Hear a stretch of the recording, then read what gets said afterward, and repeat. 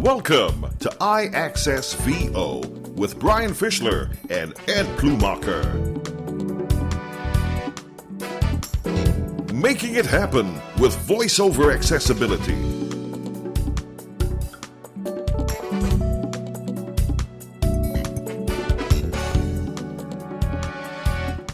And now, here's Brian and Ed. Welcome back to yet another episode of iAccessVO. We're already into football season here. College football started last weekend. We got the NFL starting this weekend. But we know you're sick of hearing about football.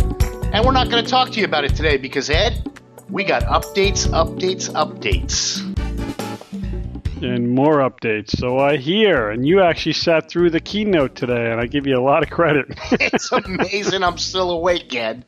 I'll tell you what, you know all those sleeping problems I have? I think I just found my poison. Put that keynote on, and I should be able to knock right out again. Wow, you saying you weren't overwhelmed by what you heard? No, but it wasn't as bad as the what I'm hearing on the Samsung side of things, because the Samsung 7, have you been hearing what's been going on with those phones? Yeah, I hear if you want a little explosion, just go get yourself a Samsung phone. Yeah, you know, we're not even talking snap, crackle, pop. I mean, these things are really exploding.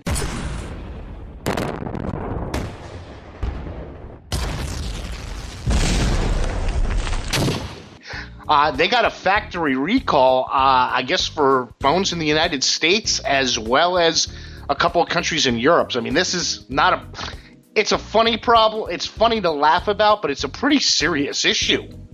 Oh, of course. I mean, something like that happens. Someone can get badly burned or hurt or something like that, which is why, it's an incredible recall for them to have this problem with their lithium-ion batteries. Yeah. So. No. As you did say, I did listen to that Apple keynote, and, I had to keep checking the time, because I watched it, I listened to it after they had recorded it, and I kept saying, are we really an hour into this thing? And all they've really talked about so far is Super Mario Brothers and Pokemon. Your favorite topic, Pokemon. Yeah, well, it seemed like the whole thing was an advertisement for Nintendo, and I'll tell you, the amount of times that people at Apple are spending playing games, maybe if they refocus that energy, maybe they might actually get back to innovating. I think there's some innovative stuff here. I mean, when you said they finally got to the iPhone 7, it did spark your interest. In fact, I think you told me you're actually considering getting the 7 now. That is true. There was one thing I was really looking forward to with that iPhone 7. But first, Ed, I think we're going to have our first contest. Yeah. I think we're going to launch our Dare to Share contest, and compliments of our guest, Ilkka from BlindSquare. He was kind enough to present us with some free promo codes for the BlindSquare app, and we're going to launch a contest where if people will go to our new iAccessVO Facebook page and like the page, they will get entered into the contest. If they share the post regarding the podcast show that we're going to release, we'll enter them into the contest for this episode and the next episode. And also, if they retweet our Twitter posting, we'll enter them into the contest as well. And then on October 7th, we will announce 3 winners. Yeah, but what's this Facebook you talk about? Is this a new thing? Because I've never seen iAccessVO on Facebook. That's because we haven't built the iAccessVO page until now. I know. Exciting times happening here at iAccessVO, and go ahead and email us in. If you're not on Facebook or Twitter and you want to get in the contest, you can get in the contest too. Just shoot us an email at iAccessVO@gmail.com. Say, put us in the contest. We'll go ahead and get you in. We're real excited for our first contest here at iAccessVO. And it's not to be mistaken with the famous contest from Seinfeld, Ed. Yes, your famous contest. Not my famous contest, but so the new iPhones, Ed. Very exciting. We got to start off with probably the biggest piece of news about the new iPhones, and this is not your father's iPhone, Ed. There's not going to be a 3.5 headphone jack. We knew this is like the most unkept secret for like the past year. Everyone knew it was coming. Everybody complained about it initially. I know you don't seem to mind it, and I don't seem to mind it, but I know there are some people out there who do. Yeah, well, we had the I guess the best example for why to use Bluetooth headphones before we recorded here, because I hook up headphones with my earbuds on the iPhone when we record so I can hear my notes.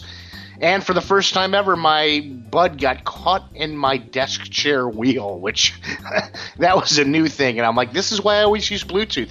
I always use Bluetooth because I hate cords. I don't seem to notice the lag that some people say they notice on Bluetooth. Gee, I know you just got a new pair of Bluetooth buds over there. Do you notice a lag?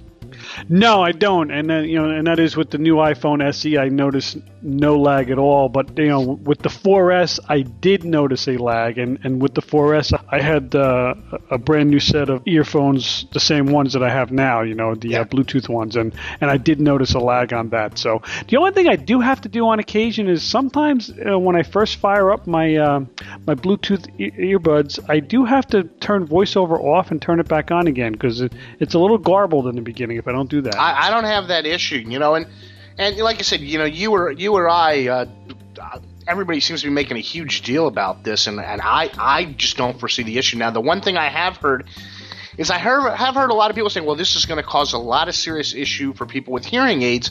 Fortunately, neither you nor myself have hearing aids.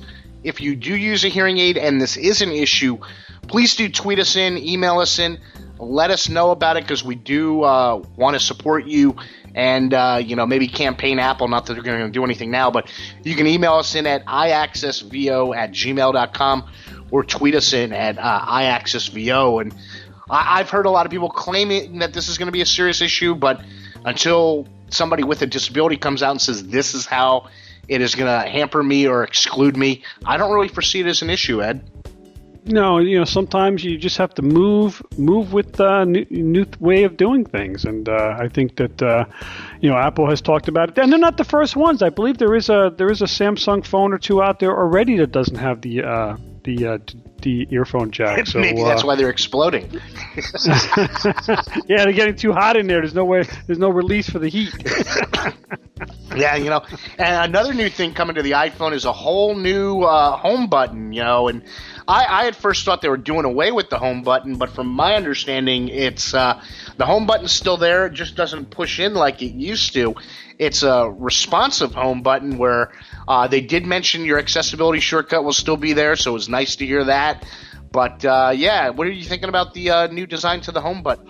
Yeah, I was a little surprised by this. I was anticipating the home button to disappear in next year's model, but to hear that they've gotten rid of the push button, and they say it does a few things. It gives them more room for things inside the phone by doing it this way, and it does have like taptic feedback, so that it does feel like you are pressing a button. So I'd be interested to check that out. But the other key feature also is that you can slow it down. So people who are having difficulty pushing the home button in 3 times for triple click, they can actually adjust that setting on the new phone, as well as you could do that on the older phones as well, where you can set it to go to slow or slower to be able to do that as well. Yeah, no, slowing it down for people with issues, that's definitely a good thing. Now, one thing that I just scratched my head with, did I hear there are 3 cameras in this phone? Yeah, actually, only on the 7 Plus. Oh, okay. Dual cameras on the 7 Plus on the backside. I don't know. I barely use one. Yeah. I actually have the camera on my phone on the last page of my phone. I think I tried putting it in a folder of never used things, and I don't think it allowed me to put it in a folder, which is the only reason it's not in a folder. Yeah, the one thing they have done is they have upgraded the front-facing phone. So it's gone from a 5 megapixel camera to a 7 megapixel camera. So you're speaking Greek to me. That means nothing to me. It just means that we'll see you in a more refined look. Is there anything yearly that advances more than cameras? No, and that's been that's been one of their stays with the iPhones is that they have always had great camera technology, and even though they may not have the most megapixel phone, a camera phone out there, the quality of their phones is renowned, and it's something that they're very proud of. Well, my idea of a utopian world is the day that all the construction ends in New York City, because it's got to end sometime. Will we ever be to a point where there's just no place else for camera advancement to go? And will that be the end of the iPhone? I'm waiting for that holographic camera. Yeah, now that would be cool. Now, the reason I am looking forward to getting the iPhone, if you listen back to when we were talking about iPhone rumors a few months ago, I said the only reason I would get a new iPhone is if they come out with stereo speakers, because I like it loud. And they're coming out with stereo speakers, Ed. We got a speaker at the top and a speaker at the bottom, and unfortunately I couldn't hear during the keynote how well they sounded, but I think I'm going to jump in because I like other people to hear my voiceover. Yeah, and that's the one thing that you had mentioned that to me, because I guess we had heard that back in April, and there was only like one source that had reported on that, and we had seen it nowhere else. And I just said, nah, that just sounds like a rumor, Brian, and they're never going to put two speakers in the iPhone. Yeah, now we're not a breaking news podcast, but we had that scoop and we had it right. And like I said, that's as soon as I heard that during the keynote, I said, huh? I was like an hour and 30 minutes into it. I'm like, I guess I'm not getting a new iPhone. And then all of a sudden they came to the audio portion where they mentioned that, and they got me sold on that. I think to have that extra volume and everything and be in stereo. And that was another thing I did not realize about the 3.5 jack, that it is an analog jack. And the Lightning port, I'm curious when you are plugged in with headphones now if things will sound that much better. Well, yeah, and that was the big thing. They do say that the digital sound will be much improved, so it'll be a better sound experience for the end user. Yeah, well, if you upgrade to an iPhone 7, though, you now may be able to drop your phone in the toilet, Ed.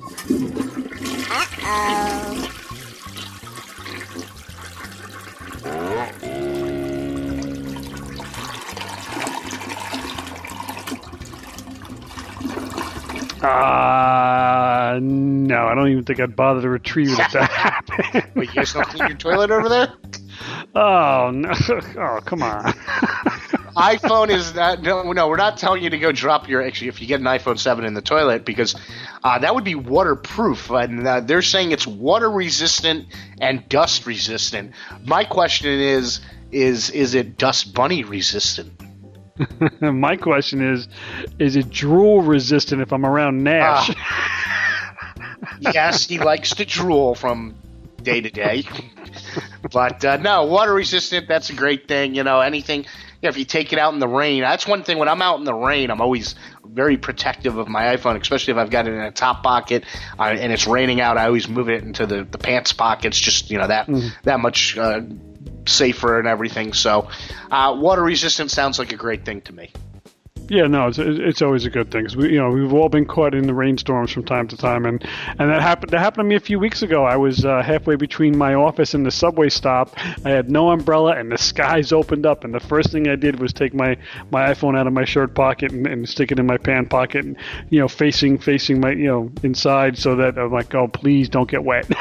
yeah, no, that's always a little nervous energy going there and everything, and the new iPhone, is coming with an adapter for that, your old headphones, and they are including what they're calling earpods, which will plug into your Lightning jack with this phone. And then we also have the new excitement of something called AirPods, Ed. Yeah, the AirPods sounds very interesting. I mean, it's supposed to be a technology that's a little different than Bluetooth, so it's supposed to be an improvement over that.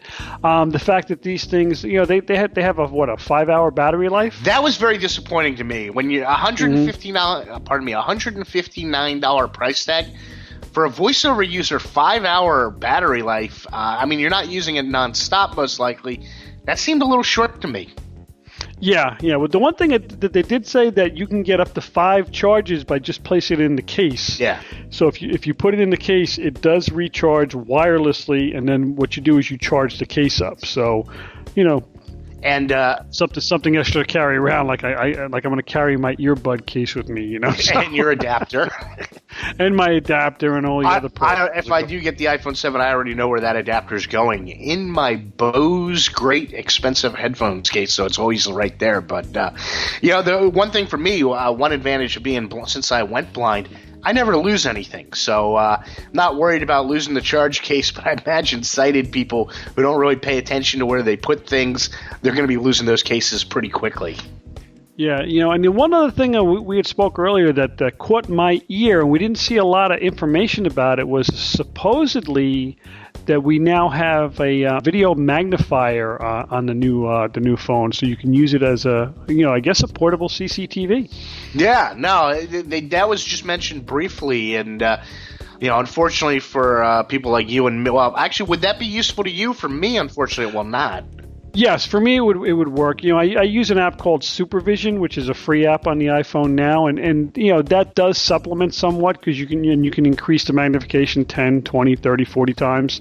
I usually will use it at 10 or 20 times to read something on a paper or a menu if I have to quickly. It's not the same quality as a portable CCTV, but I'm thinking with this new camera technology and image stabilization, everything being built into these phones, that we may see something dramatic there. When you're using Supervision, are you also faster than a speeding bullet? Sometimes. Yeah. Can you leap tall buildings in a single bound when using Supervision? Not going to happen. I usually fall over them. Yeah, well, no, it's exciting. Like I said, let us know if an iPhone 7 is for you. Outside of the speakers, though, it's just not blowing my skirt up, Ed. Mm-hmm. But it's enough for you to make the plunge, so it'd be interesting to see how it all works out. Yeah, it is. But what is exciting me more than the new iPhones, though, is iOS 10. Lots of little goodies. And you've had the beta installed on your phone for about 2 or 3 months now, so you've seen some upgrades to that as well. Yeah. So you're kind of used to it already. Yeah, and I've had very minor hiccups or issues with it, and one of the things we've discussed time over time is whether or not be an early adapter.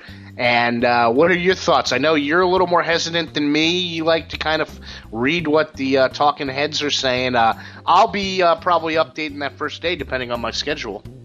Well, that's usually what you do. I mean, why break tradition? I will wait, but I have a feeling that I will not be waiting for 2 or 3 upgrades before I do it this time. I think I'll wait a few days just to see if there's any VoiceOver disasters, and if I don't hear anything, I think I'll jump in rather quickly this time. Yeah, one thing that I really haven't seen mentioned anywhere out there that I do want to alert people that are planning on updating to.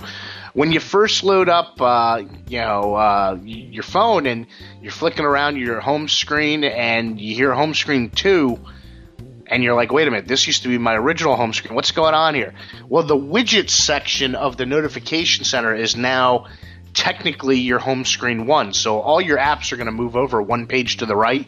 When you're like me and currently I have 7 pages on my iPhone, I now have 8. So I went to page 3 for all my sports apps. And it was page 2 from my old phone. It threw me there for a second. I was like, wait a minute. How's this page 3? It's not – you'll automatically start out on page 2 of your iPhone, which is a little weird. This takes me back to that show we did about 5 months ago when you had gotten the Amazon Fire tablet. And was it the Amazon Fire tablet? No, it was my experience with Droid. Oh, with Droid, right? You got the Nexus tablet, and it had multiple home pages. Like, why do I need 3 home pages? Well, you start off on page 3, and it's like, wait a minute, why do you start off on page 3? It was very bizarre. So, yeah, for someone like me who doesn't use a lot of widgets, it's like, is there a way for me to change that? Well, it doesn't come up automatically. Like I said, you still have to swipe. But you start off on what's considered page 2. So when VoiceOver reads your page out loud, you hear page 2. Oh, I see. Yeah. So when it's still hidden like in Spotlight. Got Yeah, you. so Okay, but it's technically classified as page 1. Exactly. Okay. It's just All right, so I can live with that. it's just a little weird for VoiceOver users. You'll get used to it in a week, and it's no big deal. So it did throw me though when I was hearing the wrong page. One of the other things that I have not gotten to yet test out on the new iOS 10 that I'm really looking forward to, and I've actually needed it a couple times, is Universal Clipboard, Ed. Yeah, no, this sounds interesting. So you can actually copy or cut something on one device and have access to it on other devices. So you know what happens there? You don't have to email it to yourself. Yeah, gone will be that method. So now I'm really looking forward to it. Now this has thrown me, and I should have read into it a little more. What is Raised to Wake going to be? I mean, how's that going to work? Raised to Wake, yes, yeah, I read that, so that I guess you pick up your phone and it'll know that you want to do something what about with it. Security and your fingerprint, and you still have to use that. Well, then why are they saying your phone will wake when you raise it to your head? Well, is it raise it to your head or just pick it up? Well, raise to your head. I assume you have to raise it to your head. When it gets close to your head, it probably wakes. I mean, I don't understand what that is, raised to wake. I mean, I understand what it is, but I don't understand how it physically works, because you still have to enter a fingerprint to unlock the screen, so what's the big deal? Right. Well, as opposed to having to push the home button to unlock it. I guess that's how it works. It was just one of those... Or to activate it, yeah. It's one of those things that sounds cool. It's like, if I can unlock my iPhone by just moving it to my head. I was like, what does it have, like a proximity to head sensor now or something? Well, your head's so big you don't have to raise it that far. I have been told it is blocked. You know what this is? This is fluff. I mean, this is just something that someone said, hey, let's come out with this little cool feature, and it'll get a little notoriety, and then nobody's going to be talking about it. Yeah. And, speaking of more fluff, Apple Music and Apple News with all new visual designs. How much does that excite you? Oh, I love new visual designs, don't you? Whenever I read in the App Store, totally new visual design, I go, oh, crap. Yeah. Something tells me they broke accessibility in this app. Well, I gotta say, I think that I stopped using Apple Music about 6 months ago. I had subscribed initially to Apple Music when they came out with the subscription plan, and I went through the 3 months of 3 months for free. And I actually think I paid for 1 month after that because I forgot to cancel it. And once I cancel it, it's not even my go-to for music anymore. Yeah, I probably really should cancel it. I don't get my money's worth out of it, and it'd be one less subscription to be paying for. And well, yeah, because you also pay for Match as well. So so you're getting hit twice. Yeah, and I didn't want to cause panic though. When we said a whole new visual design, because Apple supposedly knows what they're doing when it comes to accessibility, and at least under music and news in the beta that I've been playing around with, everything seems accessible. So it'll be nice to be able to find your own actual music, though, because I believe that is the first tab now. And Ed, if you could hear it, your favorite person is driving by my apartment. Oh, the ice cream man. Yeah. Okay. You're not going to cancel the show right now and run out again, are you? No. I might cancel Apple Music and then run out. Then I can afford the ice cream. There you go. Awesome. Yeah. Hey, you know what? There's something else built into here, Brian, because you know what? You never like to go to sleep. So now your alarm clock can tell you when you have to go to bed. I think in high school once I said to somebody, I'll sleep when I'm dead. I didn't mean that literally. Yeah. I'll tell you what, my friend, if you don't start getting more sleep, you will be dead sooner than you want to be, because it's man, you got some terrible sleep habits. How old are you? How old are you when it's like, I picture Sheldon on The Big Bang, like needing an iPhone to tell him it's time to go to bed. They drag you away from your tech toys. Yeah, I mean that's when the iPhone tells you it's time to go to bed. Does that mean it just completely shuts off and won't work till morning? Now that might work. It's like, oh no more podcasts, no more TiVo, not until morning. No more soup for you. So you could. I do hear that there is a darker profile for the clock as well. So I guess it'll work more toward not having that bright light blaring at you when you open up your clock app. Yeah, I still won't see it. Another thing I still won't see is the whole Find Your Car app. Yeah, I need this one really badly. Find Your Car. I heard that your iPhone actually says Marco. So, Find Your Car sounds like that new app in the phone sounds like a 21st century version of Marco Polo. There you go. Awesome. You know what? For some people, though, I mean, this is something. I have to say, in full disclosure, when the family and I would go out, sometimes it always happens when you're rushing to run into the mall to grab something or whatever. It's like you come out, you're like, "Where do we park?" You ever see? It's like you're asking me. You ever see a great movie from the '90s called Memento, where a guy would wake up and every day he would wake up without a memory. He had short-term memory loss. I don't remember. It's a great movie. I wonder if you could get a described video. Anyway, he would tattoo and write on his body like everything that remind him. So the next day he'd have to start all over. And it was a murder mystery thing. And that'd be kind of cool to do with the iPhone. If you just first play this, and everything. And it's just truly incredible what the iPhone could do. And I'm really looking forward to iOS 10. Good. I am too. I think for the first time, I'm not telling people to don't upgrade. Wait till everything's out there. So we'll see what happens. I'm looking forward to iOS 10. You're looking forward to iOS 10. I'm potentially looking forward to the iPhone 7. But our listeners are really going to be looking forward to the contest. Yes, I mean this is it's pretty good. I mean, BlindSquare is one of my favorite apps. I know it's one of yours as well, and it's not cheap. I think it is $30, and I think by the time the contest is done, it's going to be a $40 app because of some new features that we're going to discuss on the show here with our guest. Yeah, so remember, retweet this show, join our Facebook. Is it a page or group?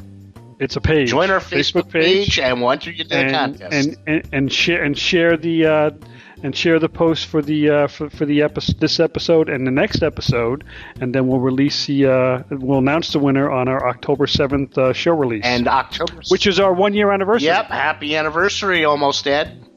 Yep, happy anniversary. So do we have to get each other gifts? No. Fine. Speaking to you is present enough for me. Fine. The only anniversary I get to celebrate is Nash and Mai's anniversary. So. That's it, and that's something you always do celebrate, and you're very thankful for. Well, why don't we go out and head over to Finland now, which Ed pointed out to me was not Germany or Italy, and is yet a third European country. That's it. So off to Helsinki. Let's go. Now we'd like to welcome in a developer that both Ed and I were very excited to get on the show because we've spoken about his app a lot in the past, and we're both users of the app. We'd like to welcome in Ilkka from BlindSquare. How are you doing today, Ilkka? I'm fine, thanks, and thanks for inviting. I love your show.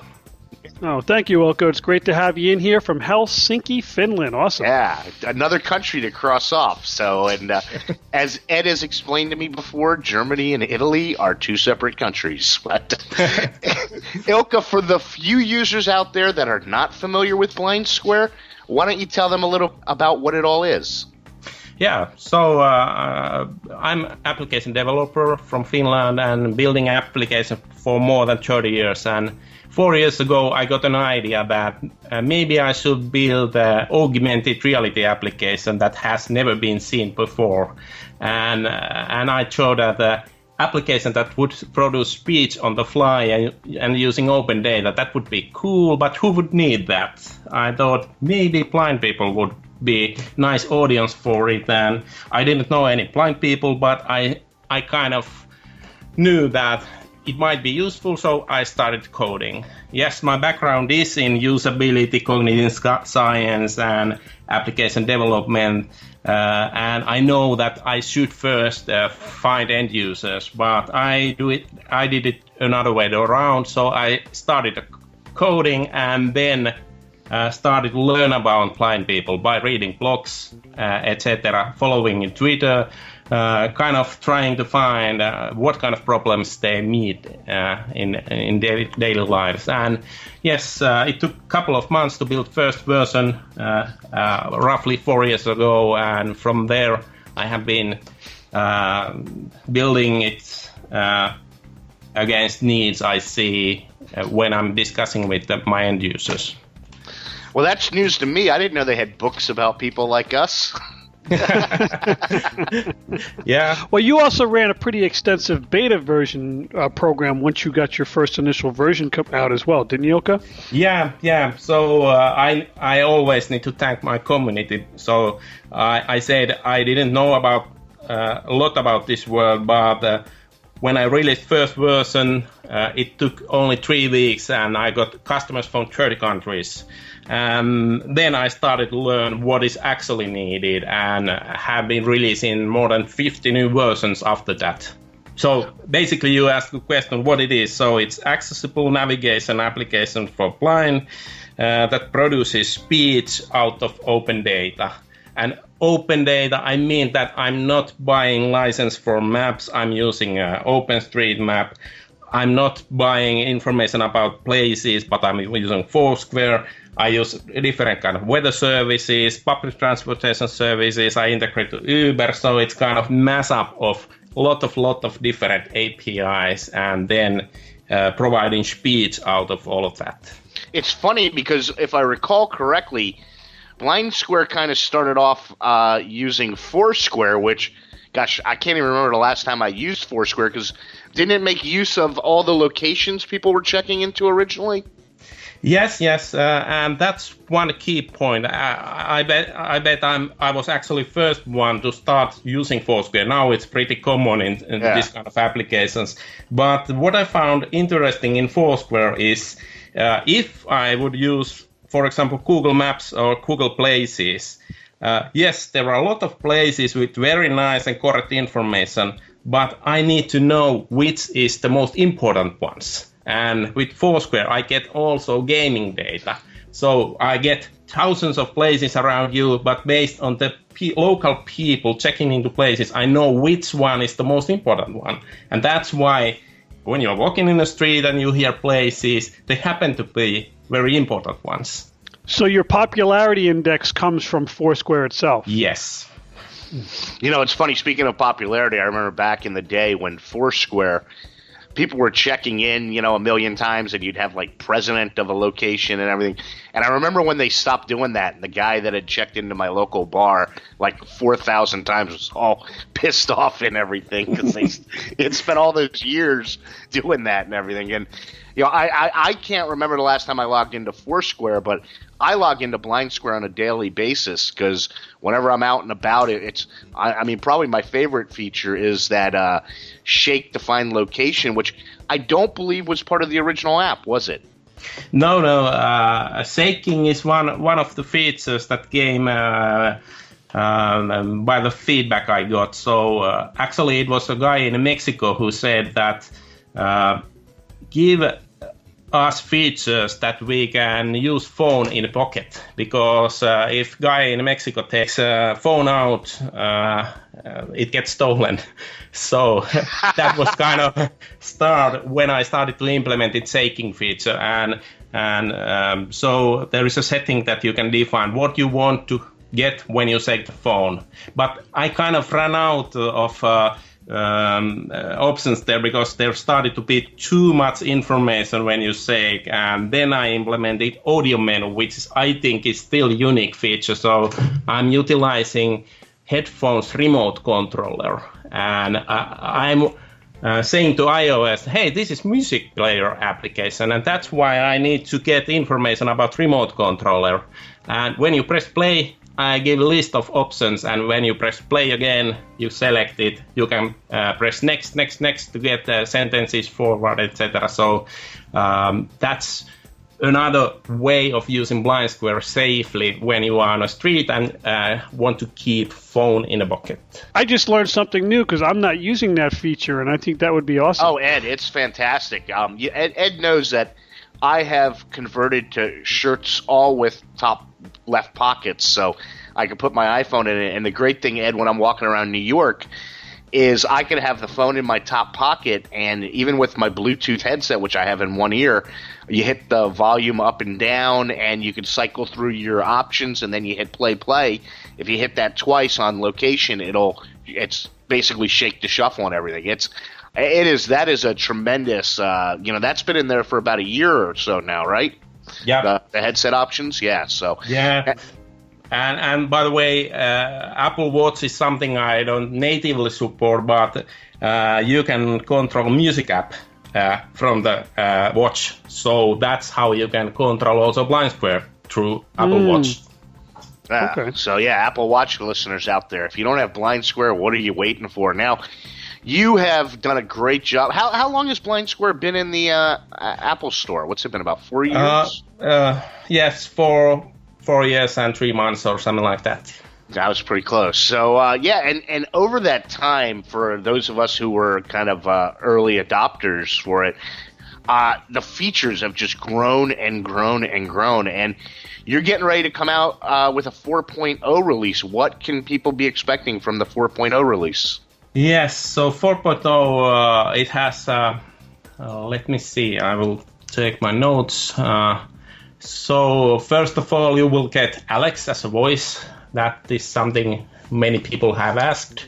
Then iPhone 6 users will get 3D touch, so you have most needed features easily under the 3D touch. And then iOS 9 users and also 10, of course. BlindSquare adds itself to the Spotlight search, so it's kind of neat way to get access to subscreens of the BlindSquare. So you can from iOS search you can say Chinese restaurant, and it then opens BlindSquare to do search from that category. Then Apple Maps and Google Maps are now really nice on public transportation, so I support them as a public transportation option. Move It, they have done a really great job making their app accessible, so that integration is now even better in BlindSquare. Maybe the most important new feature is voice recognition. So now you can make BlindSquare to listen to you and run commands, and that's maybe something I can give a demo. Yeah, no, we'd love to hear that. Yeah, so voice commands, as we call them, you can launch that from the with VoiceOver with a button on the bottom left. But I also support a headset.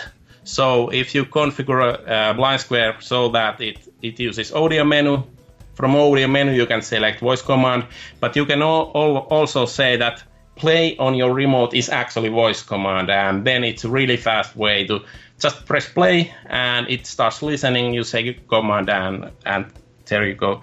But let's try it out. So I will give a first command. I say help.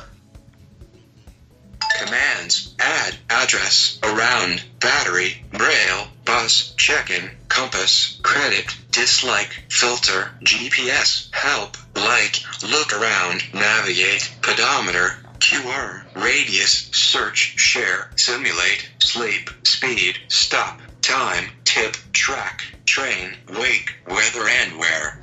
So those are all commands, and then we try something you would like to have when you are walking in the street. Filter streets only. Active filter is streets only. Then we change radius. Radius 200. Distance 200 meters. Oh, wow. Then let's try something more advanced. Simulate London.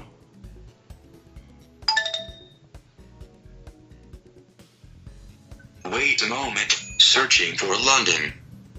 Then it gives a list, and from there found 97 places within a distance of about 940 meters to 94 kilometers. Your new simulated location is 1835 kilometers west of your current location. Let's check weather. Weather. Temperature 22 degrees. Wind speed 3 meters per second. And this is in London. Mostly cloudy throughout the day. Then I do some deep linking to certain public transportation services. And for example, whole UK is covered. All trains and buses are covered. So I can ask something like, bus. The service is not available at your location. Okay.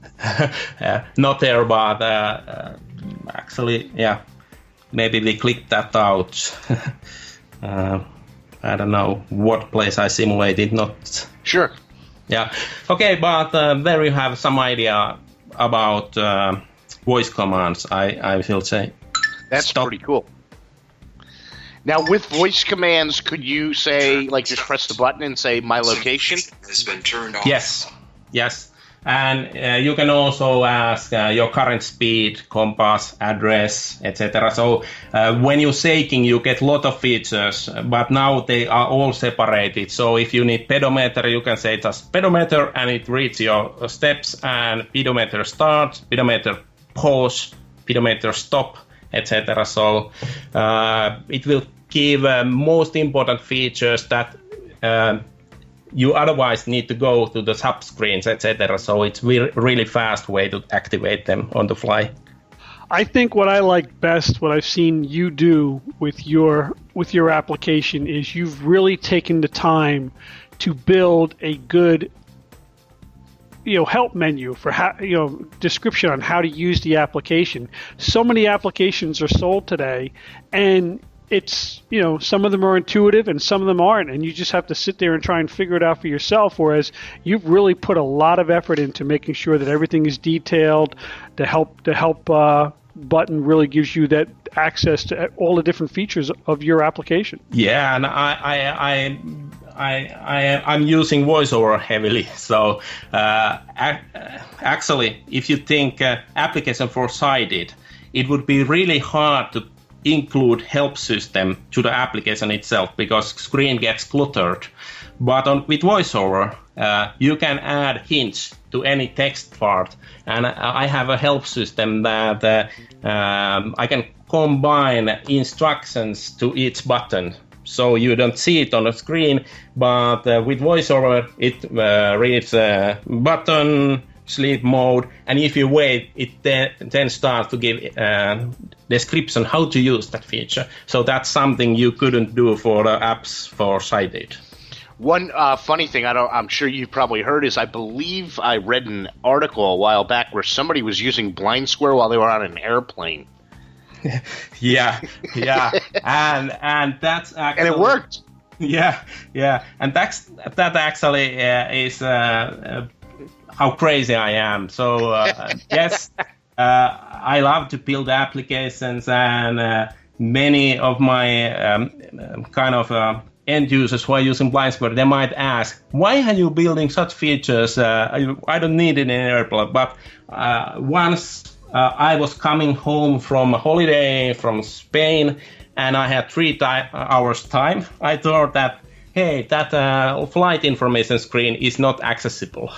I will build that as a part of BlindSquare, and it's kind of hidden feature that if you happen to run BlindSquare on an airplane and GPS is available, in some planes there's even Wi-Fi. So it starts giving your speed. If you track your destination, it calculates your estimated travel time. And if you have internet connectivity, it will also tell about countries and cities you are flying by. So it's kind of cool hidden feature. That's cool. And Ed actually uses BlindSquare on the train all the time, don't you, Ed? Yeah, well, not all the time, but a lot of times sometimes I'll get on a train and the speaker system's not working. So if I'm listening to something or doing email, I may have a tendency to not know exactly what stop I'm pulling up to. So if there's no feedback coming from the conductors or from the train itself, I just pull out BlindSquare and turn it on and give it a shake, and it tells me what train station I'm pulling into, which is great because I don't end up in the wrong town. Yeah. And for that, I always suggest that try to find a seat near a window, so then you have better GPS access. Yeah, line of sight always works best for GPS, but Long Island Railroad, BlindSquare and a beer. No way better to travel. Now you have, like I said, as people have heard, you just have built in so many new things over time. Just feature-rich app. Where do you get your ideas for BlindSquare from? What to put in there? Actually, I use it myself. So I think all application developers should eat their own dog food and use the app. So when I'm in holiday, I use BlindSquare to check where is the actual places I need to visit and which is the best shopping mall. And when I'm shopping mall, which is the best restaurants, where the locals are eating, etc. And from there, I kind of get new ideas. Hey, I can do this, but this is actually too complex. So how to make it better? So, wow. Now I've seen recently. I read an article about Wellington, New Zealand, where you pretty much have mapped out an entire commercial area with shops and stores and a hotel for indoor GPS application using, I guess, iBeacons. Yeah. So we have. I have been working with iBeacons for 2 years now. So when Apple released their ideas of iBeacon, I started to work right away, and we have had now 1 and almost half years iBeacon support in BlindSquare in places where we work together with premises owner. For example, in Finland we have shopping malls, school for blind people, train station, etc. A couple of installations. But it's kind of pretty slow way to be scaled. I need to find some partner who is interested about installing, let's say, 20 iBeacons, etc. So in Wellington project, we took an approach that we want to prove that even one beacon per store will make a difference.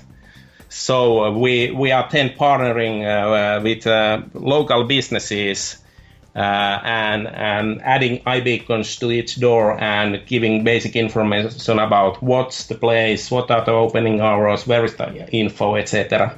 And working together with Blind Foundation and City of Wellington. So, that's great. What is it? That's like a low energy Bluetooth technology. Is that what that is? Yes, Bluetooth low energy. iBeacon is basically palm-sized device that carries batteries and it runs for several years.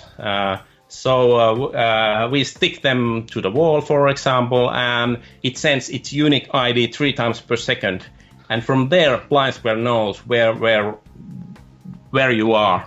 And we in New Zealand we work also together with Radiola, and they have bus stop signs that use e-ink, solar powered e-ink, to view live data of lines passing for the sighted.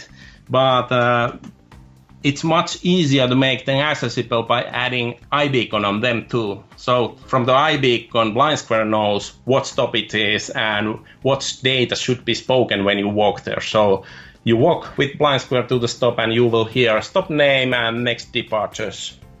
Oh, this is something that would be great, like in New York City. Just because a lot of times it'll tell you go to this street area for the bus stop, but if you can't see, you can't find what part of that street you're supposed to be standing at for the bus. Yeah, exactly.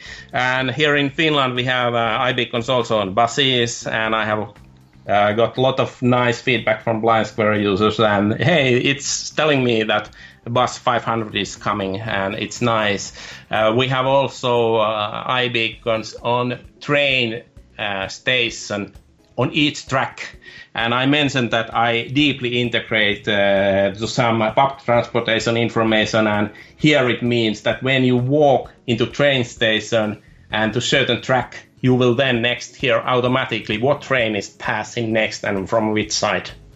Yeah, now it'll probably, because the United States is so far behind in technology, so I'll figure about 25 years and that'll finally happen here. Hey, you know what though, Brian? We could put an iBeacon on you, which would give me a warning when you're in the area. That's an iBeacon also, so maybe in the future BlindSquare would have such feature warning about. Yeah. Right. Yeah. Well, I remember not an iBeacon, but that reminded me of a story back 20 years ago when people used to have beepers. And I don't know in Helsinki if trucks make a sound when they back up, but a very large lawyer was in a courtroom and his beeper went off, and my buddy said to him, "What are you trying to tell people you're backing up?" Exactly. So it's unbelievable. Walking, cars, buses, subways, trains, planes, automobiles, all BlindSquare. Any mode of transportation that you take, as long as you're getting out of the apartment, you can use BlindSquare to get around using any of them, which is pretty amazing. Yeah, actually, my goal, I started from the outdoor navigation, then I did simulation, so you can plan your route, then indoor navigation, so when you come from outdoor to indoor, it needs to continue, and then public transportation. So that's kind of, I'm working on to get whole journey covered with the one app. Now, obviously, you mentioned you're not blind and you come from a coding background. What, has been your inspiration really to create this app, and more importantly, to stick with it? Because you, as people have heard, you've really added a lot of features over the years to this app. Yeah, I like challenges, so I have built more than 1 million lines of code in my life, and I love to solve hard problems. So my original idea was to build something for tourism, but then I started that if I build an application that produces speech, let's take the hardest problem I can find and try to solve it correctly, and it has been interesting enough for me to continue solving that, and being part of the community and learning more, and then getting new puzzles. Hey, could I solve that? And it's not something that comes overnight, so I might think different kind of solutions for 6 months, and then I get an idea, hey, this is how I should do it. I have a lot of features that are lacking behind because I'm still thinking how to make that work. Well, from the blind community, I'll tell you, tourists suck, so thanks so much for creating this for blind people. Yeah. Now, I have been part of the beta in the past. Are you still looking for more beta testers, or are you really capped out with that? Actually, since I'm supporting iOS 6, 7, 8, 9, and now 10, I can't use Apple's latest test flight system that allows 1,000 beta testers, so I'm allowed to have only 100. Okay. And that's why I'm pretty close to the limit, and I need to take care that whenever I make a new feature, for example, adding new language, I still have some seats left for the Korean people or who knows Japanese, etc. So if you are interested about testing, maybe there is something that can be done better in an area where you live. It might be, for example, third-party navigation apps. For example, when we did implement South Korean as a language, it meant also that I had to learn about local apps that they use DOM maps that is working there for third-party navigation. So then we needed to implement the integration to DOM maps. So my Korean translator found me, contacted the developers of DOM maps, and then we did that integration. Yeah, so if you are interested in being a beta tester, first off, ask yourself, am I going to be active and providing feedback constantly? Because that's what we need for this app to help Ilkka continue to improve the app and everything. How many languages are you supporting now? 25. Wow. Yeah. Wow. And actually, I have users from more than 150 countries. That's amazing. Yeah. I only thought there were 4 countries, so I learned something new here today. Yeah. So, yeah. Well, that's unbelievable, Ed. I'm really looking forward to that voice navigation.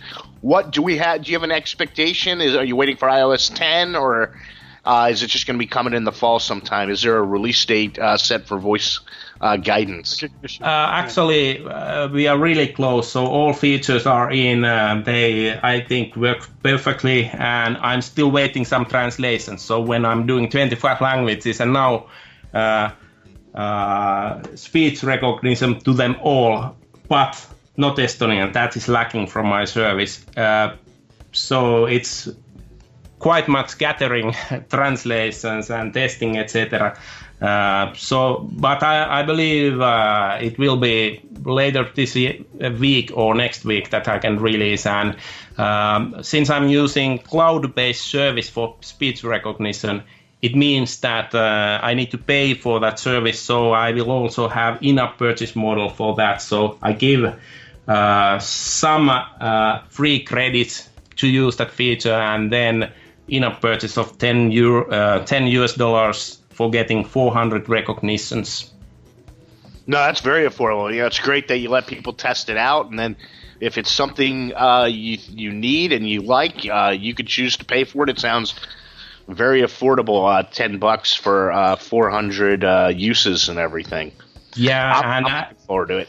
Yeah, and if BlindSquare doesn't understand it, it doesn't consume any credit. If you ask for help, it doesn't consume any credit. So only real actions then is something that it's based on credits.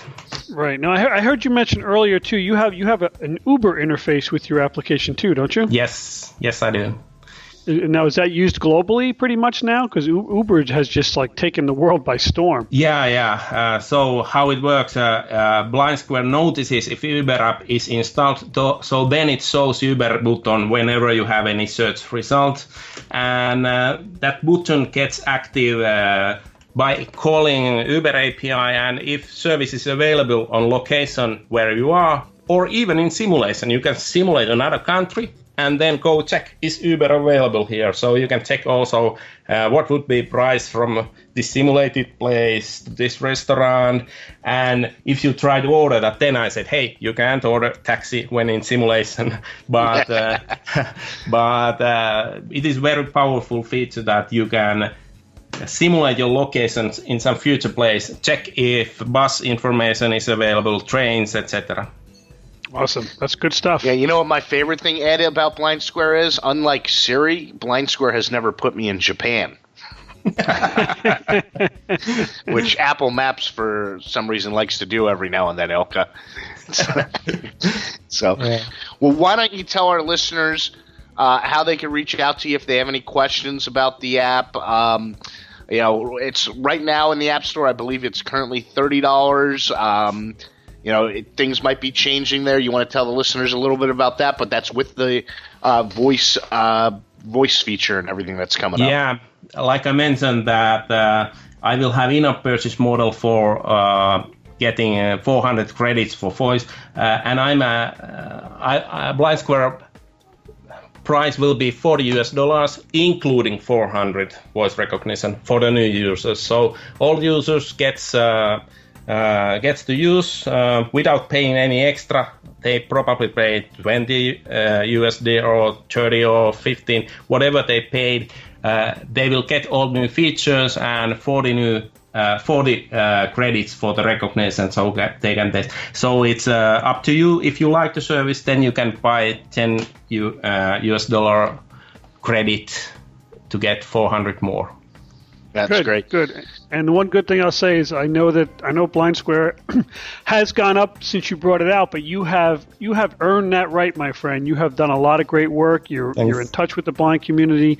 You've released features and functions that just make our daily lives work so much easier and allows us to be so much more productive. Yeah. Thank you. And Twitter, are you BlindSquare GPS on Twitter? Yes, BlindSquare GPS, and my email dev@blindsquare.com. And then, of course, from blindsquare.com, you will find full user instructions, links to podcast. You can find also us from your favorite podcast player by searching for BlindSquare. We have a lot of podcasts there explaining features, and probably we will have also one that describes 4.0 features. Yeah, no, I've heard there's been a lot of people, I believe in Europe, that have done demos of the app, which are all fantastic, and they've done it over time. So if you do a Google search for some of those demos, you can kind of see how BlindSquare has evolved over time, and it's been an interesting ride, Ilkka, and I'm looking forward to seeing what the future brings for BlindSquare. Yeah, thanks. Yeah, Ilkka, thank you so much for joining us. It's been a great interview, and it's a great product, and it's one of my go-to apps. I love it. It's on the first page of my homepage. Thanks. Thanks so much, Ilkka. You're listening to Brian and Ed on iAccessVO.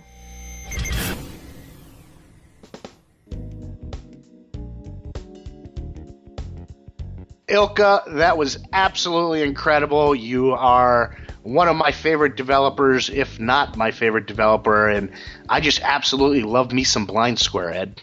Oh, me too. I mean, like I said, it's on my homepage.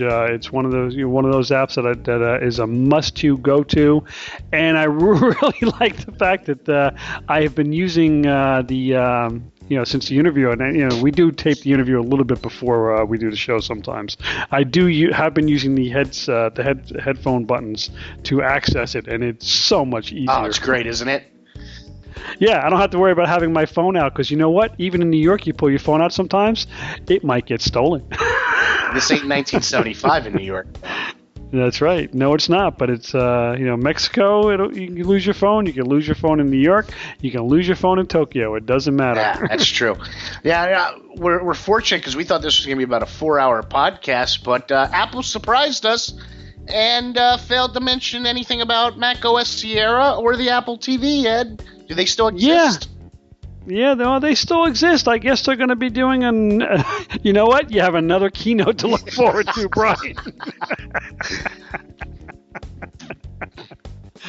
I'm so glad you have the time to do that. Oh, man, I got one foot closer in the grave if I've got another keynote to look. We might not get another keynote, because I did hear somebody mention on the Twitter thing, if this is accurate, that OS Sierra is supposed to drop September 20th, and I can't. If they're doing another keynote before then, I'm not listening. No, but they will. They will do a keynote when it comes to the Macs and Apple TV. Yeah. And don't forget, there was nothing mentioned about iPads, so you have that coming too. What's an iPad? Yeah. Unfortunately, though, we did have a lot about what you and I have yet to figure out why people get them. The Apple Watch. Yeah, and I still see no reason to run out and get one. No. I believe now we're looking at the Series 2 Watch OS 3, and it still needs to be tethered to your iPhone. Yeah, and it's another way to drop another $4 on Apple Bling. I from a VoiceOver user standpoint, and I know a lot of VoiceOver users that have an Apple Watch and absolutely love it. But for me, I'm sorry, but to me it seems like you're gonna have to be holding the thing up to your head to hear it when you're on a busy street, or using a Bluetooth earbud or now EarPod or whatever they're calling them. And, I always have my iPhone right next to me, so why do I need a Apple Watch? Yeah, no, I will say, I did read how it is. They are teaming up with Nike. This does seem to be much more health oriented. Very, very good applications for runners, so they can now just they can collect all their data with the Apple Watch and not have to take their iPhone with them. So, in that regard, if you want to run a marathon, Brian, it might be good for you. There's a great movie with Val Kilmer called Real Genius, where the dean of the school says, "Don't you still run?" And Val Kilmer says, "Only when chased." I'm not even sure I'd run when chased. There you go. I do like to shower, though, and I'm happy to hear that the. You know what? I'm happy to hear that too. I do once a week, and I'm happy to hear that the Series 2 you can now take in the shower with you, because it's fully waterproof, and they tested this thing through a bunch of simulations and pools and everything, and I forget the exact meterage that you could dive down to with it, but that is one thing. It's nice not to have to remember to take that watch off for you Apple Watch people before you jump in the shower. And I know you love that the 21st century version of "Help, I've Fallen and I Can't Get Up." I should have patented that as soon as I came up with that, because I was right on it. And I heard a couple people rip me off after I used it, and I remember that was a sensitive subject. So maybe we should move on.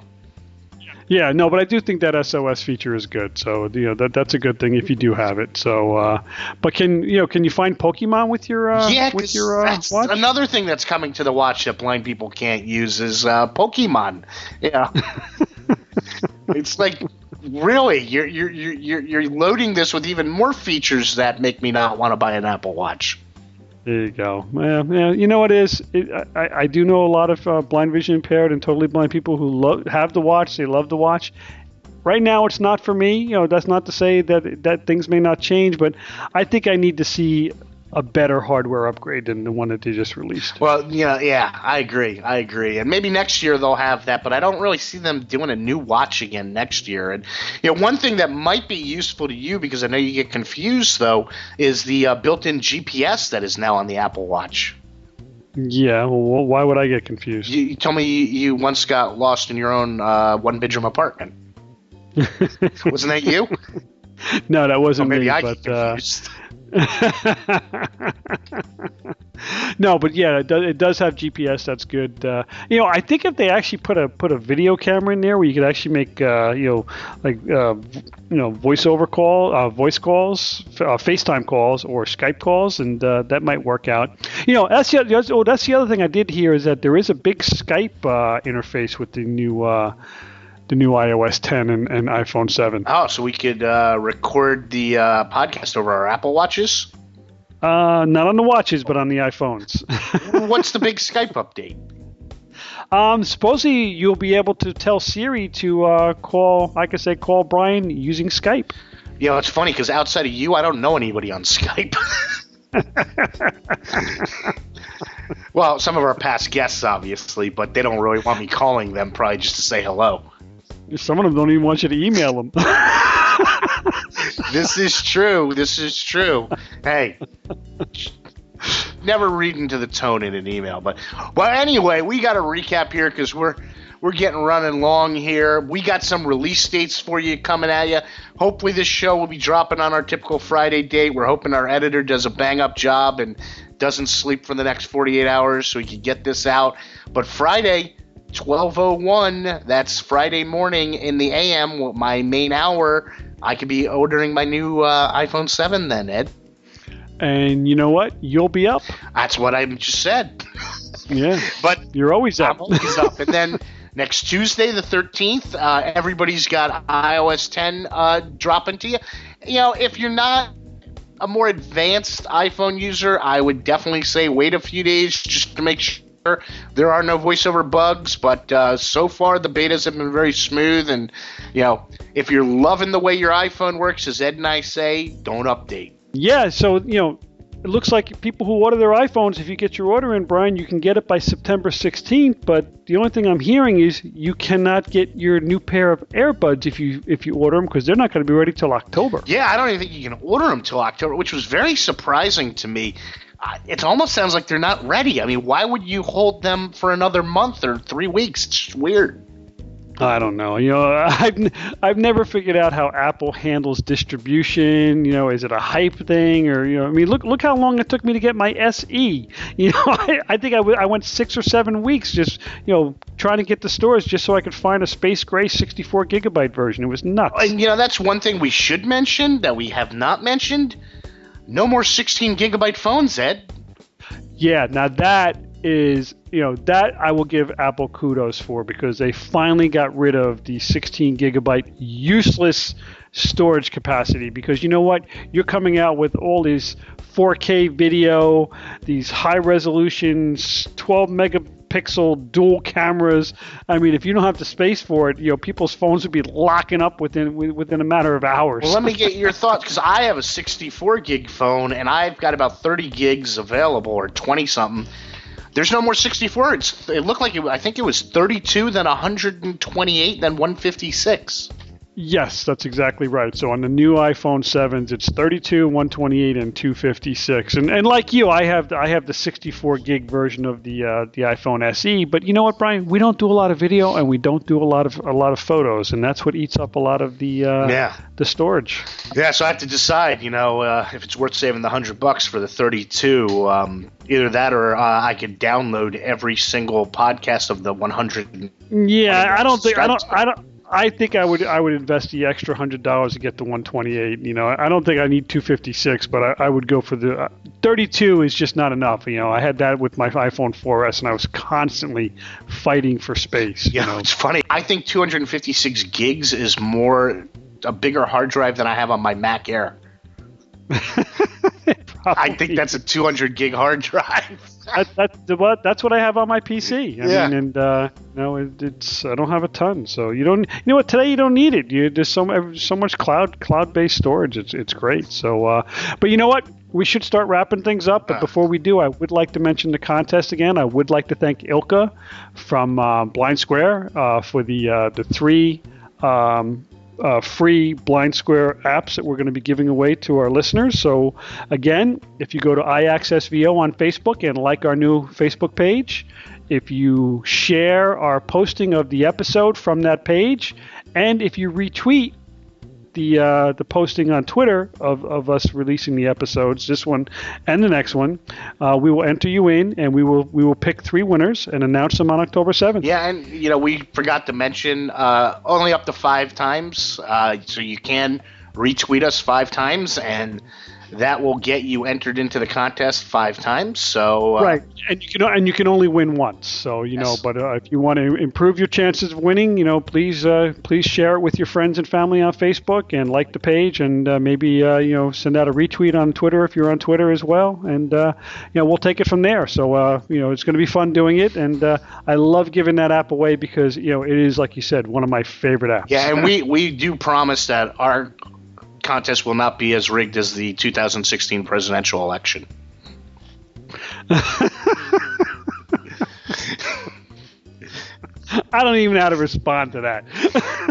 Yes, that's a brilliant mind inside this head, which is why when I die, I'm planning on uploading it to the cloud. They're going to need a crane to lift it. You're saying I've got that big of a brain. That's nice of you. You're welcome. And on that note, we are out. You have been listening to iAccessVO.